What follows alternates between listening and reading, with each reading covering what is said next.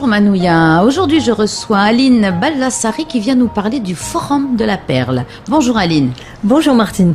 Alors, ce Forum de la Perle, bon déjà, hein, tu resplendis de perles. Il faut bien faire de la promotion. Oui.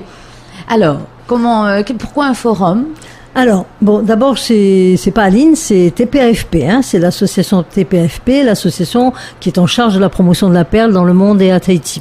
Pourquoi ce forum ? Parce que il est vrai que notre association est plutôt depuis sa création, c'est-à-dire depuis 2014, portée sur la promotion des pays étrangers, puisque la perle se vend à 90%, on va dire, à l'export.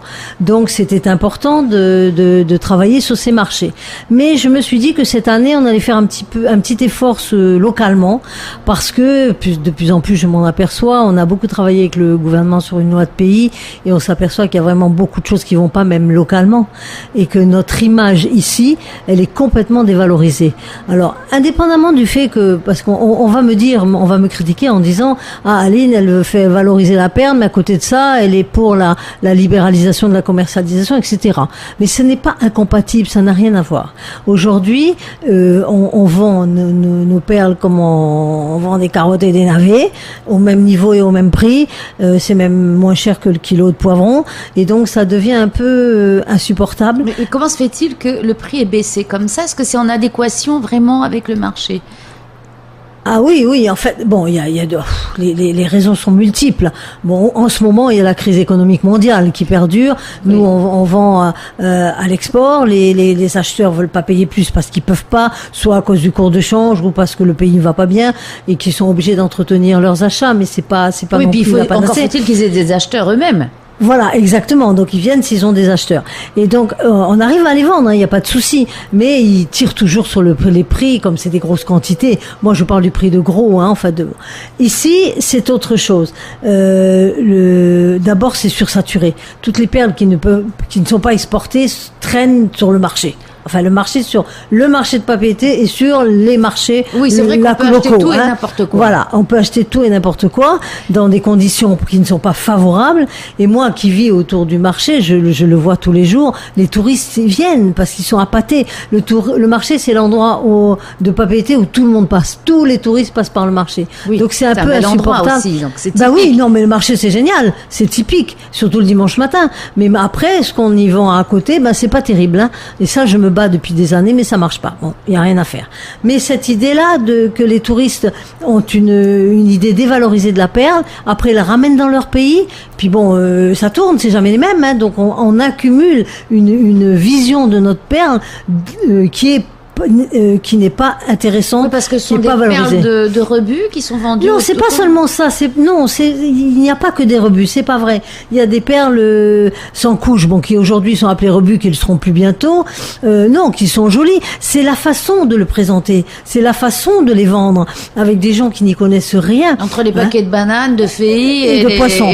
Voilà. Et le potin. C'est ça le problème. C'est la façon dont c'est pas la qualité de la perle. Oui, tu aimerais que la perle soit dans un écrin. Voilà. En gros, il faudrait qu'elle soit réservée à des écrins. Sauf si on fait de la perle artisanale. Alors ça, c'est un autre problème. Hein, qu'on vende de la perle sur pandanus, sur cuir, sur caoutchouc, sur ce que vous voudrez. Là, c'est pas à la limite gênant. Là, elle est travaillée. Elle est travaillée, mais elle est travaillée avec de la matière naturelle. C'est ce qu'on appelle l'artisanat traditionnel. Et ça, bon, on peut pas l'empêcher. Ça fait vivre beaucoup de gens, c'est normal.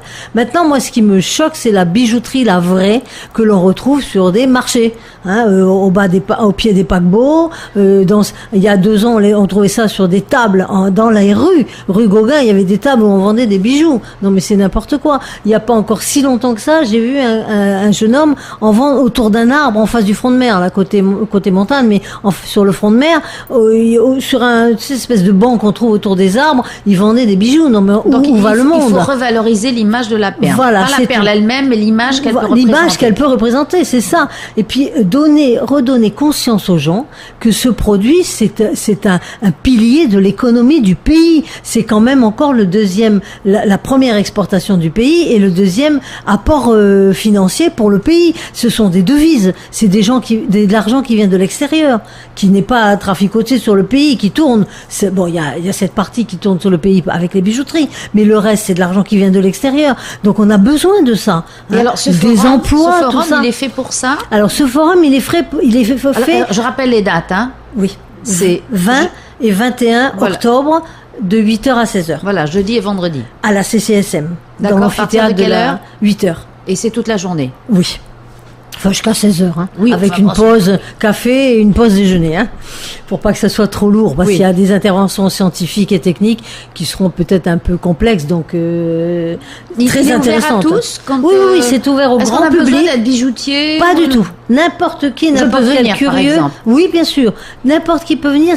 Quelqu'un qui aime la perle et qui veut en savoir plus, il vient. Au contraire. Parce qu'il y a des intervenants. Ah, il n'y a que ça. C'est une série d'intervenants. Alors évidemment, c'est des intervenants ou de la DRM, la Direction des Ressources Marines, ou il y a par exemple des personnes de l'université, professeur Nabila, professeur de l'Ifremer. Il y a plusieurs personnes. Ils vont parler de quoi, par exemple, l'Ifremer? Alors, l'Ifremer, il va parler des programmes de recherche sur la qualité de la perle et sur la taille de la perle, par exemple. Après, Madame la professeure Nabila, elle va parler plus de l'environnement, de comment faire de la belle perle avec l'environnement. Après, on en a plusieurs. Je les ai pas tous en tête parce que ça s'est fait un petit peu rapidement, hein, et je les connais pas tous d'ailleurs. Il y a ton gémologue. Ah oui, alors là, le gémologue américain, c'est le fer de lance, c'est-à-dire qu'on l'a fait autour de lui, puisqu'il venait, hein, il n'y avait pas le choix pour les dates, et donc lui, il va faire deux interventions. Voilà, alors pour rappel pour nos auditeurs, un gémologue. C'est un spécialiste. Voilà, on explique bien. C'est un spécialiste des pierres précieuses et des perles. Voilà, des gemmes. Des gemmes en général. C'est quelqu'un qui a travaillé en laboratoire, qui a un diplôme et qui peut évaluer des perles, des pierres, essentiellement des pierres. Hein. Les perles, c'est moins important. Mais là, celui-là, c'est un passionné de la perle de culture de Tahiti. Celui-là, il a organisé il y a 2 mois un concours en américain, parce qu'il est américain, du côté de New York, et il a organisé un concours qu'avec des perles de Tahiti. Ça a très bien marché. Et là, il a ouvert une classe de bijouterie pour la perle de Tahiti. C'est la seule aux États-Unis qui existe. La seule au monde d'ailleurs. Dans le monde, c'est la seule. Hein, parce que les autres pays n'en font pas. Donc c'est un passionné de la perle et donc il a décidé de venir un peu visiter la Polynésie. On en a profité pour monter une intervention avec lui sur la perle de culture de Tahiti aux États-Unis en commercialisation et une deuxième intervention sur les perles étrangères à la perle de culture de Tahiti qui nous font concurrence aux États-Unis. Et oui, parce que alors il y a d'autres pays qui produisent des perles, énormément, beaucoup de la perles. Chine, enfin la Chine, le Japon, les Philippines, l'Australie, la Birmanie qui fait parmi les plus belles perles au monde aujourd'hui. Mais ce sont des perles blanches, mais ce sont pas des perles, voilà. Il y a de tout. Alors la spécificité, est-ce que c'est simplement Tahiti qui produit la perle noire? Non. Ouais, c'est un mythe ça encore. Non, c'est pas que c'est un mythe. Disons que ça a été le premier pays à posséder de la nacre Pinctada margaritifera variété Kumingi, à produire de la perle à travers ces nacres. Après, d'autres pays s'y sont mis, comme les îles Cook, aujourd'hui les îles Fidji. Il y en a un petit peu au Vietnam. C'est après que ces gens-là s'y sont mis. Et ils n'arrivent pas à nos montants. À nos volumes, donc ils sont encore loin de nous, et surtout les Cook où la perle elle n'est pas particulièrement jolie, même si elle est noire d'origine, parce que c'est la même nacre. Maintenant c'est pas celle-là elle est concurrente, mais c'est pas la plus concurrente. La plus concurrente c'est aussi en ce moment l'australienne, la philippine, la birmane, et c'est la perle blanche et la perle dorée de ces pays-là qui nous concurrencent plus en ce moment. Et puis alors après il y a tout ce qui est teinté, les perles teintées qui ressemblent parfaitement aux nôtres. Ah bon? Ah oui, il existe des perles teintées. C'est teinté comment? Ah bah ça c'est des procédés, si on le savait on le ferait. Le problème c'est que nous on vend de la perle naturelle parce qu'on sait pas faire ça. C'est justement tout à fait on sait pas, c'est les Japonais, les Chinois qui ont inventé ces techniques et ils sont capables eux de faire des perles noires avec des perles blanches. D'accord. Et donc c'est de la concurrence.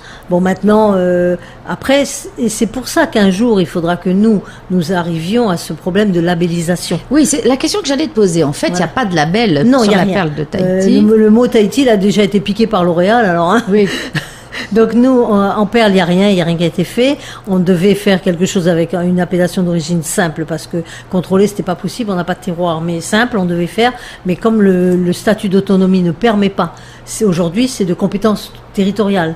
Donc il faudrait faire une appellation locale qui aujourd'hui ne présentait pas, enfin jusqu'à maintenant présentait pas un intérêt majeur pour les professionnels. Donc c'était le gouvernement qui avait décidé de prendre en charge cette appellation localement et de tenter de la faire valider par la France, voire par l'Union européenne.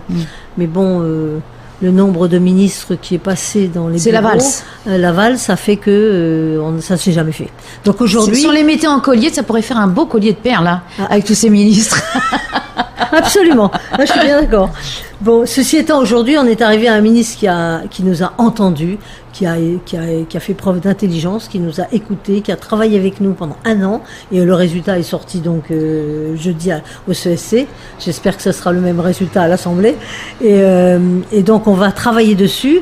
Et l'idée première, c'est quand même de mettre en place cette loi qui regroupe 6 à 7 lois précédentes, enfin des libérations précédentes. Ça, c'est une grosse loi qu'il va falloir mettre en application avec des arrêtés ministériels. Donc ça va être un peu compliqué, un peu long, mais si c'est fait, si c'est contrôlé, ça devrait assainir le secteur. À partir de là, il nous sera possible d'envisager une labellisation. Je pense qu'une appellation d'origine n'est plus d'actualité. On va plus partir sur un label professionnel.